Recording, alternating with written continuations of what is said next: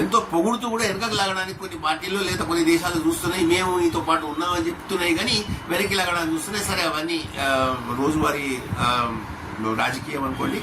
కానీ అట్లా ఉండగా భారతదేశం మాత్రం అద్భుతమైన పనితీరును ప్రదర్శిస్తోంది. భారతదేశం ప్రస్తుతం ఉన్న ప్రభుత్వం ఏదైతే ఉందో అది అద్భుతమైన పనితీరును ప్రదర్శిస్తోంది.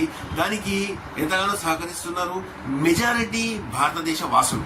మెజారిటీ భారతదేశంలో ఉన్న ప్రజలు ఎవరైతే ఉన్నారో వాళ్ళందరూ కూడా అద్భుతంగా దానికి సహకరిస్తున్నారు. వారి సహకారంతో తర్వాత నిష్కర్షగా వ్యవహరిస్తున్న ప్రభుత్వము తన పనితీరు లేకపోతే తను తీసుకుంటున్న డెసిషన్స్ అవి కానివ్వండి ఎంతో బాగా భారతదేశానికి ఉపయోగపడుతుంది. ఇది మనం ఏ రకంగా చెప్తామంటే ఒక చిన్న ఉదాహరణ తీసుకుని మనం చెప్పచ్చు.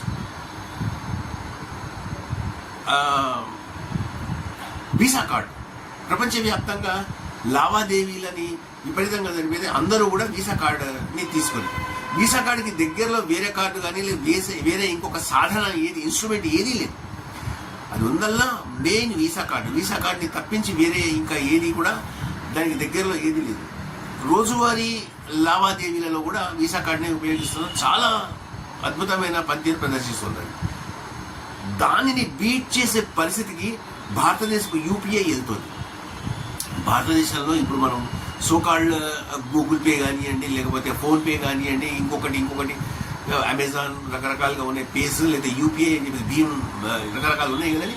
అవన్నీ ఏవైతే ఉన్నాయో అవన్నీ కూడా ప్రస్తుతం వీసా కార్డ్ని సర్పాస్ చేయగలిగే పొజిషన్లోకి మెల్లిగా వస్తున్నాయి. ప్రస్తుతం రెండు నెక్ టు నెక్ టక్కర్లో ఉన్నాయి. తొందరలో అది వీసాని సర్పాస్ చేస్తుంది.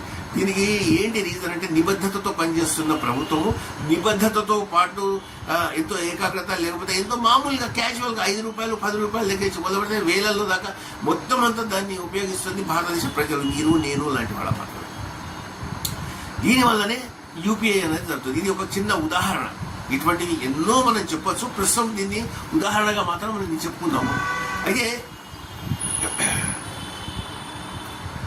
భారతదేశాన్ని ఈ రకంగా ముందుకు తీసుకెళ్తున్న ఒక నాయకుడు, మంచి దృష్టి, మంచి వ్యవహారము, సమదృష్టి, ఎంతో నిబద్ధత ఉన్న నాయకుడు మనకి దొరకడం అనేది నిజంగా ఒక రకంగా భారతదేశం చేసుకున్న మేలు.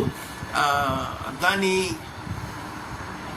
మనము ఊహిస్తున్న దానికన్నా వేరే రకాల చాలా ఉంటాయి.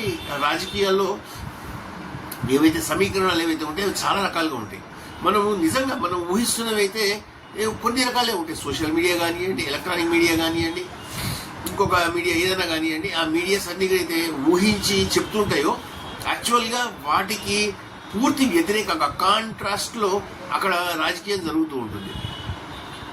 మనకి ఎంతో ఒక లెవెల్ వరకే ఆలోచన ఉంటుంది, కానీ అక్కడ పర్సనల్ గ్రడ్జెస్ కానివ్వండి, లేకపోతే కులం కానివ్వండి, లేకపోతే పర్సనల్ ఇంట్రెస్ట్ కానివ్వండి, సమీకరణలు వేరే ఉంటాయి, వాళ్ళ ఆలోచన వేరే ఉంటుంది, బహుమానాలు ఉంటాయి, తర్వాత ప్రామిసెస్ ఉంటాయి, రకరకాలుగా ఉంటాయి.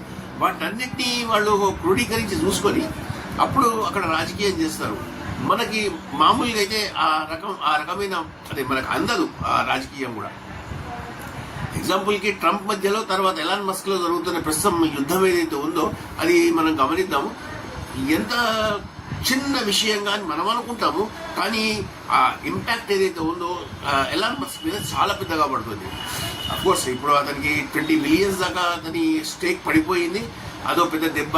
కానీ వాళ్ళ లవ్ అఫేర్ మధ్యలో, అది తనే చెప్పుకున్నాడు ఎలాన్ మస్క్, వాళ్ళ లవ్ అఫేర్ మధ్యలో అంటే పాసిబిలిటీ ఏదైతే ఉందో అదంతా కూడా సభ్యమైనది, అంత అసభ్యకరమైనదిగా సభ్యకరమైనది అని చెప్పేసి కూడా దానికి ఒక యాడ్ ఆన్ ఇచ్చాడు. ఆ రకంగా ఉన్న తన ఏదైతే లవ్ అఫేర్ ఉందో దాని లోపల దరార్ ఒక చీలిక పడ్డది. ఆ చీలికకి కారణము ట్రంప్ ఏదైతే వన్ బిగ్ బ్యూటిఫుల్ ట్యాక్స్ అంటూ ఒక కొత్త నినాదాన్ని పైకి తీసుకొచ్చాడు. దాంతో పాటు ఇంకొక యాడ్ ఆన్ ఉంది, అదేంటంటే రెసెషన్. అది మొత్తం ప్రపంచాన్ని అంతా కూడా ఊపే ఛాన్సెస్ ఉన్నాయి. యాక్చువల్గా వన్ బిగ్ బ్యూటిఫుల్ బిల్ ఏంటంటే అది అమెరికాలో సంపాదించిన సంపాదన ఏదైతే ఉందో ఎన్ఆర్ఐస్, మనం ఎన్ఆర్ఐస్నే తీసుకున్నాం. ఎందుకంటే మనం భారతీయులం. యాక్చువల్గా ఆలోచించాలి భారతదేశం తరఫు నుంచి కొన్ని వేల బిలియన్ల డాలర్స్ ఆఫ్ మనకి ఇండియాలోకి అవి పంప్ అవుతూ ఉంటాయి అనమాట. అక్కడ సంపాదించిన టెకీస్ కానివ్వండి, లేకపోతే శాస్త్రజ్ఞులు కానివ్వండి, డాక్టర్స్ కానివ్వండి, వేరే వేరే రంగాల్లో అక్కడ ఎవరైతే పనిచేస్తున్నారో వాళ్ళంతా కూడా సంపాదించింది సాధారణంగా ఇక్కడికి పంపిస్తూ ఉంటారు. ఇక్కడికి పంపిస్తే ఇక్కడ వాటిని రకరకాల ప్లేసెస్లో రకరకాల రంగాల్లో వాటిని ఇన్వెస్ట్ చేసుకుంటారు అనమాట. అయితే ఇప్పుడు బిగ్ బ్యూటిఫుల్ ఏదైతే బిల్ ఏదైతే ఉందో ఆ బిల్ కనుక ఇంట్రడ్యూస్ అయితే దాంతో 5% ఎక్స్ట్రా ట్యాక్స్ పడుతుంది. మామూలు ట్యాక్స్ కాకుండా 5% ఎక్స్ట్రా పడుతుంది. ₹1,00,000 సంపాదించారనుకోండి, ₹5,000 అక్కడ కట్టవలసిందే. అది చాలా పెద్ద ఇంపాక్ట్ పడుతుంది. ఇప్పుడు విశ్లేషకులు ఏం ఆలోచిస్తున్నారంటే ఈ బిల్ అఫ్కోర్స్ దాన్ని ఇంకా కాంగ్రెస్ లో చర్చిస్తున్నారు. మనం ఇక్కడ ఎట్లయితే పార్లమెంట్ అంటామో అక్కడ వాళ్ళు కాంగ్రెస్ అంటారు. పార్లమెంట్ ని ఎగువ సభ దిగువ సభ అన్నీ ఉంటాయి. అక్కడ కాంగ్రెస్ లో దాన్ని చర్చిస్తున్నారు. ఒకవేళ చర్చ అయిపోయిన తర్వాత దాన్ని కనుక ఇంప్లిమెంట్ చేస్తే చాలా పెద్ద ఇంపాక్ట్ పడుతుందని చెప్పేసి మోస్ట్ ప్రాబబ్లీ ఎన్ఆర్ఐస్ ఇండియన్స్ ఎవరైతే ఉన్నారో వాళ్ళంతా కూడా వాళ్ళ దగ్గర నిల్వ ఉన్న డబ్బుల్ని అన్నిటినీ ఇప్పుడు భారత్కి పంపించే ఛాన్సెస్ ఎక్కువగా ఉన్నాయి. ఆ రకంగా డబ్బు వచ్చింది అంటే చాలా పెద్ద మొత్తంలో భారత్లోకి అది పంప్ అవుతుంది. మీకు చూడండి, అఫ్కోర్స్ తెలుగు రాష్ట్రాల నుంచి వెళ్ళే వాళ్ళు చాలా మంది ఉన్నా ఎక్కువ ఢిల్లీ, రాజస్థాను, గుజరాత్, ఉత్తరప్రదేశ్ ఈ ఏరియాస్ నుంచి చాలా, హర్యానా ఈ ఏరియాస్ నుంచి చాలా ఉన్నారు అక్కడికి వెళ్ళిన వాళ్ళు. అమెరికాకి వెళ్ళిన వాళ్ళు అమెరికాకి వెళ్ళిన తర్వాత అక్కడి నుంచి డబ్బు అంతా అక్కడికి వస్తుంది, ఆ పర్టికులర్ ప్రాంతాలకు వస్తుంది. దాన్నంతా వాళ్ళు రకరకాల ప్లేసెస్లో ఇన్వెస్ట్ చేయాలి. అంత పెద్ద మొత్తంలో డబ్బు వచ్చింది అంటే దాన్ని ఏదో రకంగా ఎక్కడో దగ్గర వెంటనే ఇన్వెస్ట్ చేయాల్సిన అవసరం ఉంటుంది. అది ఏ రకంగా ఇన్వెస్ట్ చేయాలి అంటే రియల్ ఎస్టేట్లో ఇన్వెస్ట్ చేయాలి, భూములు లేకపోతే ఫ్లాట్స్, అదర్వైజ్ ఇంకా వేరే రియల్ ఎస్టేట్స్ ఏవైతే సంబంధం ఉన్నాయో వాటిలలో కానివ్వండి, లేకపోతే కార్స్ ఏది ఇండస్ట్రీ ఉందో వాటి మీద కానివ్వండి, లేకపోతే సినిమా ఇండస్ట్రీ, ఇటువంటి వాటిల్లో అంటే పెద్ద మొత్తంలో ఎక్కడైతే మనం ఇన్వెస్ట్ చేయగలుగుతామో వాటిల్లో. ఇంకొక పెద్ద మనకి చేయగలిగింది ఎక్కడంటే మ్యూచువల్ ఫండ్స్లో కూడా చాలా పెద్ద మొత్తంలో మ్యూచువల్ ఫండ్స్లో కూడా ఇన్వెస్ట్ అయ్యే ఛాన్సెస్ ఉన్నాయి. ఇది ఒక పెద్ద భారతదేశం యొక్క ఆర్థిక వ్యవస్థకి ఇది ఒక పెద్ద జర్క్ లాంటిది. అఫ్కోర్స్ ఇది ముందరికే వెళ్తుంది, జర్క్ ఇలా ముందరికే వెళ్తుంది, కానీ వెనక్కి వచ్చే ఛాన్సెస్ లేవు. ఎందుకంటే అంత పెద్ద మొత్తంలో వచ్చినప్పుడు దాన్ని సద్వినియోగమే చేస్తారు. ఇంత డబ్బుని వాళ్ళు ఏ రకంగా జాగ్రత్తగా ఇన్వెస్ట్ చేయగలుగుతారు, ఏ రకంగా చేయగలుగుతారు అన్నది సరే. అయితే ఇదంతా కూడా విశ్లేషకులు ఊహిస్తున్నారు. దాన్ని ముందర ఫస్ట్ ఆఫ్ ఆల్ అక్కడ కాంగ్రెస్ దాన్ని యాక్సెప్ట్ చేయాలి. యాక్సెప్ట్ చేసిన తర్వాత అది బిల్ అవుతుంది. బిల్ అయిన తర్వాత దాన్ని ఇంప్లిమెంట్ చేస్తారు. అది ఎంతవరకు అవుతుంది, ఎట్లా అవుతుంది అనేది మనము రాబోయే కొన్ని రోజుల్లో ఆ సినేరియో చూస్తాము. ఆ బిల్లు వల్ల ఇప్పుడు ఎలాన్ మస్క్కి పెద్ద తీవ్ర అభ్యంతరం ఉంది. దానికోసం అని చెప్పేసి ఆయన పూర్తిగా వాళ్ళ ప్రెసిడెంట్ తోటి వ్యతిరేకించి బయటకు వచ్చేసాడు. ఆయన కోటరీ నుంచి బయటకు వచ్చేసాడు. బయటికి రావడంతో ఇద్దరికి మధ్యలో ఒక ఏదైతే గీత వచ్చిందో ఆ గీత ఇద్దరిని వేరు చేసింది. ఇద్దరు ఇప్పుడు వేరేగా ఉన్నారు. ఒకరి మీద ఒకరు ఆరోపణలు చేసుకుంటున్నారు. నేను చేయబట్టే ట్రంప్ గెలిచాడు అని ఎలా అంటుంటే, ఎలాన్ని ఇంత పైకి తీసుకొచ్చింది కారణం నేనే అని చెప్పేసి ఆయన అంటున్నాడు. ఎవరు ఎటుపోయి ఎటొచ్చినా కానివ్వండి, ట్రంప్ చేతిలో అఫ్కోర్స్ ఎలాన్ మస్క్ లో ఎంత డబ్బు ఉందో ట్రంప్ దగ్గర కూడా అంత డబ్బు ఉంది. డబ్బు సంగతి అట్లా ఉండగా ట్రంప్ ఉన్న ఇంకొక పెద్ద అడ్వాంటేజ్ ఏంటంటే ఆయన చేతిలో అధికారం ఉంది, ఆయన చేతిలో ప్రభుత్వం ఉంది. ఆయన ఏ రకంగా కాబట్టి ఆ రకంగా రాయిని ఎటన్నా విసిరేయగలుగుతాడు. ఆ రాయి ఒకవేళ ఎలాన్ మస్క్కి తగలని చోట ఏమన్నా తగిలింది అనుకోండి, ఇక్కడో మనిషి పడిపోయి లేచే పరిస్థితిలో కూడా ఉండడు. ఆ రకంగా ఉండొచ్చు. కానీ ఇప్పుడు ఆయన ప్రపంచం వైపు చూస్తున్నాడు, ఎవరు సహాయం చేస్తారా అని. స్పేస్ ఎక్స్ కానివ్వండి, ఆయన టెస్లా కానివ్వండి, పూర్తిగా ఆయన వాటి రేట్స్ పడిపోయినాయి. $20 బిలియన్ మామూలు విషయం కాదు. ఒక చిన్న పాకిస్తాన్ లాంటి ఒక కంపెనీ, ఒక దేశం అయితే కొన్ని సంవత్సరాలు ఆ డబ్బుతోటి బతికేస్తుంది. ఒక కంపెనీ నష్టం చెరువులోంచి ఒక 2 చెంబులో 3 చెంబులో నీళ్లు తీసినంత మామూలుగా చెప్పాడు ఎలాన్ మస్క్. అంత డబ్బుతో పాకిస్తాన్ అయితే కొన్ని సంవత్సరాలు బతికేస్తుంది. అంత డబ్బుని అతను పోగొట్టుకున్నాడు. పోగొట్టుకుని కూడా అతను నవ్వుతూ ఈ రకంగా అయిపోయింది అని చెప్పేసి చెప్తున్నాడు. దాన్ని ఇప్పుడు రికవర్ చేసుకోవాలి. ఏ రకంగా దాన్ని మనము దాని నుంచి బయటపడతాం, ఏ రకంగా దాన్ని మనం అద్భుతంగా మనకు కావాల్సినట్టుగా మలుచుకుని మన ముందు తరాలకి ఏ రకంగా వెళ్ళగలుగుతాం అని చెప్పేసి ఎలా ఆలోచించాలి. అట్ ద సేమ్ టైం ఎలా తండ్రి ప్రస్తుతము అమెరికన్ ఆయన భారతదేశంలో ప్రస్తుతం పర్యటిస్తున్నాడు. ఆయన రామ్ మందిరానికి వెళ్ళాడు, తర్వాత యూపీలో ఉన్న ఉత్తరాఖండ్లో ఉన్న కాశీకి వెళ్ళాడు. వీటన్నిటిని కూడా దర్శిస్తున్నాడు. ఆయన దర్శిస్తూ తన కొడుకు ఎవరైతే ఎలాన్ మస్క్ ఉన్నాడో అతనికి భారతదేశం అన్నా హిందువులన్నా హిందూయిజం అన్నా కానీ ఎంతో గౌరవము ఎంతో ప్రీతి ఉన్నాయని చెప్పేసి రకరకాలుగా చెప్తున్నాడు. దానికి అని ఇంతకు ముందర కూడా ఆయన ఎన్నోసార్లు తన మాటల్లోంచి ఆయన జికర్ చేయడం జరిగింది. నాకు మోడీ అయినా కానీ ఇండియా కానీ కొంచెం గౌరవం ఉంది, తర్వాత ఇష్టం ఉంది అని చెప్పేసి ఎలాన్ మస్క్ తన నోటితో తను చాలాసార్లు చెప్పాడు. అయితే ఇప్పుడు ఆయన తండ్రి కూడా ఇప్పుడు భారతదేశానికి వచ్చి భారతదేశంలో పర్యటిస్తూ ఈ రకంగా చెప్పడం జరిగింది. దీన్ని ఒక పాజిటివ్ పాయింట్గా మనం తీసుకోవచ్చు. ఆయన తన స్పేస్ ఎక్స్ విషయంగా కానివ్వండి, లేకపోతే తన కార్ల తయారీ ఏదైతే ఉందో దాని విషయంగా కానివ్వండి, యాపిల్ లాగా ఇతను కూడా భారతదేశం వైపు ఏమైనా చూస్తున్నాడా లేదా వేరే దేశం వైపు ఏమైనా చూస్తున్నాడా మనకి తెలియదు. 99% అతను భారతదేశం వైపే చూడొచ్చు. ఎందుకంటే ఇక్కడ ఎస్ఈజెడ్ కానివ్వండి, వేరే సింగిల్ విండో విధానంలో మొత్తం అన్ని పర్మిషన్స్ ఇస్తున్నారు. కొత్త పరిశ్రమలు ఏమైనా పెద్ద పరిశ్రమలు వస్తుంటే ప్రతి రాష్ట్రంలో కూడా అటువంటి వాళ్ళ కోసం అని చెప్పేసి చాలా ఆసక్తితోటి ఇంట్రెస్ట్ తోటి అందరూ ఎదురు చూస్తున్నారు. అంత పెద్ద పరిశ్రమ వచ్చిందంటే ఎన్నో ఉద్యోగ అవకాశాలు కానివ్వండి, లేకపోతే ఇంకోటి కానివ్వండి, ఎంతో రకంగా వస్తుంటాయి. వాటి కోసం అని చెప్పేసి అతను ఇక్కడ వస్తే దాన్ని తీసుకుంటారు. ఆయన భారతదేశం వైపే చూస్తున్నాడని చెప్పేసి మనము ఆశిద్దాము. భారతదేశంలోకి రావాలి అని చెప్పేసి కూడా కోరుకుందాం. దానివల్ల మనకి ఎంతో ఉపయోగం, భారతదేశానికి ఎంతో ఉపయోగం ఉంటుంది. తర్వాత ఇట్లాంటివి ఇంకా చూద్దాం ఏమైతుందో. ప్రస్తుతానికైతే ఇది సంగతి. ట్రంప్ని గోడ మీద పిల్లిగా పిలవడం ఏం పర్వాలేదని చెప్పేసి అమెరికన్సే అంటున్నారు. మందాక అవసరమే లేదు, వాళ్లే అంటున్నారు.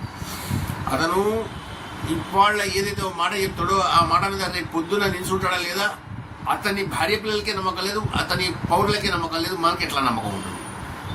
ఏం మాట్లాడతాడో కూడా తెలియదు, ఎట్లా మాట్లాడతాడో కూడా తెలియదు. మాట్లాడేస్తుంటాడు, అనేస్తుంటాడు, దాని తర్వాత దాని మీద నిల్చుంటాడో లేదు కూడా తెలియదు. ఎందుకంటే చైనా మీద దాదాపు ఎంత 250% 100 రూపాయలు అది 350 రూపాయలకు అమ్మే లెవెల్లో అతను ట్యాక్సెస్ వేసాడు. ట్యాక్సెస్ వేసి దాన్ని తీసుకొచ్చి అమెరికన్స్ మీద రుద్దుదామని చూసినట్లయితే, ఒకవేళ కనుక అదే రకంగా ట్యాక్సెస్ కంటిన్యూ చేసి అమెరికన్స్ మీద రుద్దుతుంటే కనుక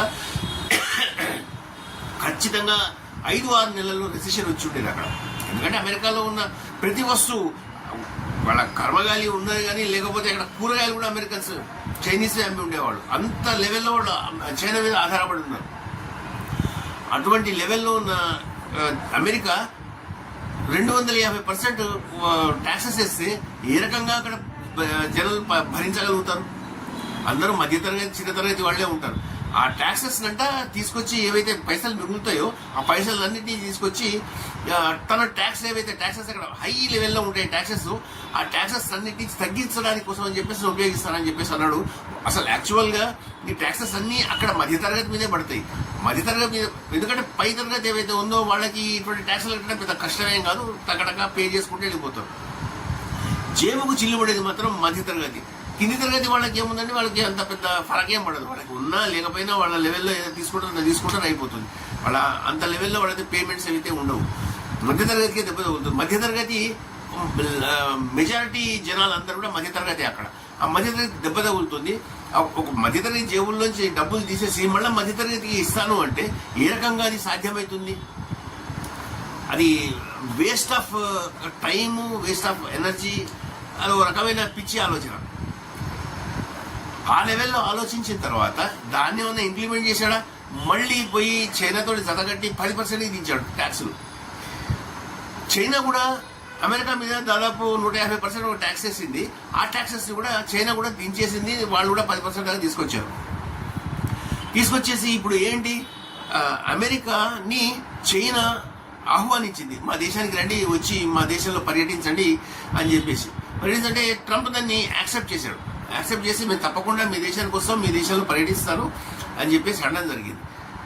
ఆ ట్రంప్, ఆ పెద్ద మనిషి ట్రంప్ చెప్పింది ఏంటంటే, మోదీ నాకు ఎంతో ఇష్టమైన వ్యక్తి, మోదీని ఎంతో నేను అభిమానిస్తాను, నాకు హిందూయిజం అన్నా హిందూస్ అన్నా ఎంతో గౌరవము, ఐ లవ్ హిందూస్తాన్ అని చెప్పేస్తున్నాడు. హిందూస్తాన్ని నువ్వు లవ్ చేసేదేంటి, ప్రపంచం అంతా లవ్ చేస్తుంది. హిందూస్తాన్ అన్నది మామిడి పండ, ఇవాళ వస్తుంది రేపు పోతుంది అనడానికి. అది నిరంతరంగా జరుగుతున్న ఒక ప్రక్రియ. నువ్వు ఒప్పుకున్నా ఒప్పుకోకపోయినా నీ లోపల ఏ శక్తులు ఎట్లా పనిచేసినా కానీ నువ్వు కూడా ఒక రకంగా హిందువువే. ఎందుకంటే పుట్టిన దగ్గర నుంచి సత్యం వరకు ఎవడైతే ఏ రకంగా తూర్పున ఉదయిస్తాడో సూర్యుడు, పొద్దున్న లేచి బ్రేక్ఫాస్ట్ చేయకపోతే ఇంకో గంటకు ఆకలిస్తుంది. ఇవన్నీ ప్రకృతి మనకి నియమించిన కొన్ని నిబంధనలు. ఆ నిబంధనలన్నీ ధర్మంలో ఒక భాగం మాత్రమే. వాటిన్నింటినీ నువ్వు యాక్సెప్ట్ చేస్తున్నావు, వాటిని ఆచరిస్తున్నావు అంటే, వాటిని నమ్మినా నమ్మకపోయినా అవన్నీ జరుగుతున్నాయి అంటే అదంతా ధర్మమే, అదంతా హిందూయిజమే. ఆ హిందూయిజాన్ని నువ్వు నమ్ముతున్నావు కాబట్టి హిందూయిజాన్ని నువ్వు చచ్చినట్టు ఒప్పుకోవాల్సిందే. ఒప్పుకోకపోవడం అంటూ లేదు, ఒప్పుకోవాల్సిందే దాన్ని. అయితే ఇక్కడ ఇంకొక విషయం ఏంటంటే, పాకిస్తాన్లో ఇతని ట్రంప్ కానివ్వండి, ట్రంప్ కొడుకులు, ట్రంప్ పిల్లలు కానివ్వండి, వాళ్ళకి బోల్డ్ డబ్బులు వాళ్ళు అక్కడ పాకిస్తాన్ మీద ఇన్వెస్ట్ చేసి ఉంచారు. అది అక్కడ వాళ్ళు క్రిప్టో కరెన్సీని డెవలప్ చేస్తారంట. వాళ్ళు అనగానే ముళ్ళపూడి వెంకటరమణది ఒక కార్టూన్ ఉంటుంది. ఇంతకు ముందర రోజుల్లో ప్రజల కోసము రాజకీయ నాయకులు తమ దగ్గర ఉన్న డబ్బును మొత్తం ధారపోసేవాళ్ళు. ప్రస్తుతము డబ్బు కోసం ప్రజల్ని ధారపోస్తున్నారు. ఇది ఖచ్చితంగా వాళ్ళకి యాప్ట్ అవుతుంది. ఏ రకంగా అంటే, వాళ్ళు ఇక్కడ ఏదైతే జనాలు ఉన్నారో పాకిస్తానీ ప్రజలు, వాళ్ళందరినీ కూడా తమ స్వార్థం కోసం, పూర్తి స్వార్థం, 24 క్యారెట్ల స్వార్థం, ఆ స్వార్థం కోసం అని చెప్పేసి వాళ్ళందరినీ ధారపోస్తారు. ఆ ప్రజలందరినీ ఏం చావు వచ్చినా పర్వాలేదు ధారపోసేస్తారు. ఆ ధారపోయడానికి వాళ్ళు చేస్తున్నది ఏంటంటే, క్రిప్టో కరెన్సీని అక్కడ ఇంట్రడ్యూస్ చేస్తున్నారు. ఆల్రెడీ అక్కడ క్రిప్టో కరెన్సీ స్టార్ట్ అయిపోయిందంట, అమెరికన్ క్రిప్టో కరెన్సీ. ఆ క్రిప్టో కరెన్సీని ఓన్ చేసుకుంటుంది అంటే ట్రంప్ అండ్ ఫ్యామిలీ. వాళ్ళందరూ అక్కడికి వస్తున్నారు, వెళ్తున్నారు. అతని ఏజెంట్స్ పాకిస్తాన్కి వెళ్తున్నారు. దాన్ని ఆసిఫ్ మునీర్ కానివ్వండి, అక్కడ వేరే ఇంకా రాజకీయ నాయకులు కానివ్వండి, వాళ్ళందరూ యాక్సెప్ట్ చేశారు. వాళ్ళందరూ దానిలో భాగస్వాములు అయ్యారు. వాళ్ళందరికీ ఎంతో దానిలో మంచి ప్రాఫిట్స్ ఉంటాయి. వాళ్ళు దాన్ని ఆనందంగా దాన్ని స్వీకరిస్తారు. చచ్చేది, ఇబ్బంది పడేది మాత్రం జనాలు మాత్రమే. ఇదొక రీజన్ కాగా, భారతదేశము తర్వాత పాకిస్తాన్ మధ్య అయితే ఆపరేషన్ సింధూర్ జరిగిందో, ఆ సింధూర్ విషయంగా హడావిడి పడిపోయి ట్రంప్ పరిగెత్తుకుంటూ వచ్చి, నేను ఇద్దరిని కలిపాను, అది మొత్తం ఒక అణుయుద్ధంగా జరిగేది అని చెప్పేసి చాలా అంటే ఎగోనీతోటి ఆయన చెప్పాడు. నేను కలిపేశాను, నేను సంధి కుదిర్చాను, నేను అని చెప్తున్నాడు. యాక్చువల్గా అక్కడ జరుగుతున్నది ఏంటంటే, నూర్ ఖాన్ ఎయిర్బేస్ ఏదైతే ఉందో అది ప్రస్తుతం అమెరికన్స్ చేతిలో ఉంది. అమెరికా ఆ నూర్ ఖాన్ ఎయిర్బేస్ తన చెప్పు చేతుల్లో పెట్టుకుని ఉంది. అది చాలా కీలకమైన ఎయిర్బేస్ అనమాట. ఎందుకంటే పాకిస్తాన్ ఆ మిలిటరీకి సంబంధించిన ఏదైతే బేస్ ఉంటుందో దానికి చాలా దగ్గరగా ఉంటుంది. ప్లస్ అణుస్థావరాలు ఏవైతే ఉన్నాయో వాటికి దగ్గరగా ఉంటుంది. ప్లస్ మన ఆ సరిహద్దు ఏదైతే ఉందో పిఓకే కాదు, దాన్ని ఏమంటారు, ఎనీహో మన ఏదైతే ఉందో రెండు దేశాల మధ్య ఏదైతే గీత ఉందో దానికి దగ్గరగా ఉంటుంది. దానికి దగ్గరగా ఉండడంతో అది చాలా కీలకమైన ఒక పాయింట్ అనమాట. అందుకని చెప్పేసి దాన్ని చాలా ఎంతో జాగ్రత్తగా దాన్ని తాము కాపాడుకోవాలి. అటువంటి పాయింట్ని తీసుకెళ్ళి అమెరికా చేతిలో పెట్టింది పాకిస్తాన్. ఎంత మాత్రమైన బుద్ధి జ్ఞానము ఉన్న ఏ దేశమన్నా బుద్ధి జ్ఞానము ఇంతైనా ఇంగితం ఉన్నది తమ దేశ సార్వభౌమత్వాన్ని, తమ దేశ సావర్నిటీ, దేశ సార్వభౌమత్వాన్ని వేరే దేశం చేతిలో పెడుతుందా? ఎంత సిగ్గుమాలిన చర్య.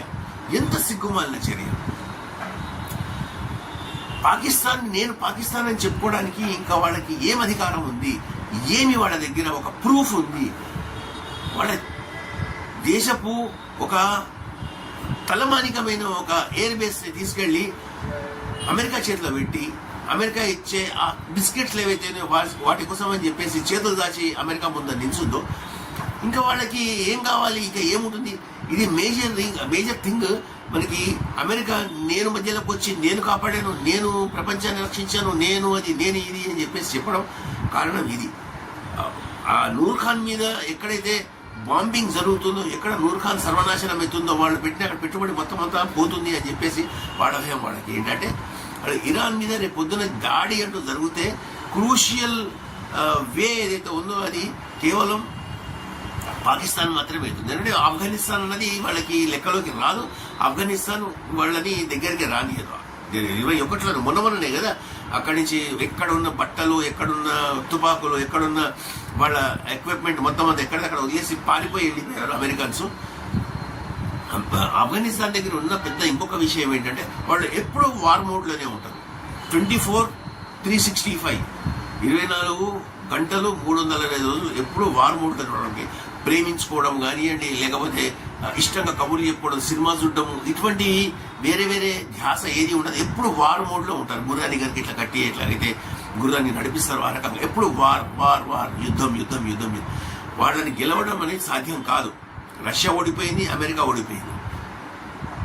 ఏ మాత్రము మంచి ఎక్విప్మెంట్ లేకుండా, యుద్ధ నీతి తెలియకుండా ఆఫ్ఘనిస్తానీసే తాలిబాన్సే గెలిచారు. దానికి రీజన్ ఏంటి అంటే వాళ్ళకి ఎప్పుడు వాళ్ళు ఎప్పుడు యుద్ధం చేద్దాము, యుద్ధంలో గెలుద్దాము, యుద్ధము అన్న ధోరణిలో ఉంటారు. కాబట్టి ఈజీగా వాళ్ళు దాన్ని గెలవగలిగారు.